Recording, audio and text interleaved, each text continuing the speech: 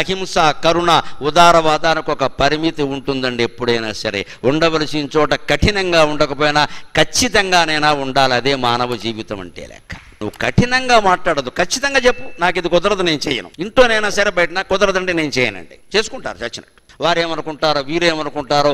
జీవితం ఈవేళ ఆధునిక కాలంలో 2025 లాంటి సంవత్సరాల్లో సవ్యంగా సాగాలి అంటే ఒక్కటే మాట అండి, నేను జీవితానుభవంతో చెబుతున్నా. ఎస్ అనడం కంటే నో అనడమే చాలా ముఖ్యమండి. చాలా విషయాలకి నో అనడం బాగా నేర్చుకోవాలి. నేను చేయను, నా వల్ల కాదు, నన్ను ఇబ్బంది పెట్టద్దు. ముఖ్యంగా మహిళలమ్మ మొహమాటాలు మీకు చాలా ఎక్కువ. ఉదారవాదం, లలితాదేవి అవతారాలు కదా, బాగా ఇచ్చేస్తారు. ఎవరిని అడిగితే వాళ్ళకి డబ్బులు ఇచ్చేస్తారు, సాయం చేసేస్తారు. వాళ్ళ ఇంట్లో అప్పడాలు వడియాలు మీరు పెట్టేస్తారు, మీ ఇంటికి మాత్రం వాళ్ళు రారు.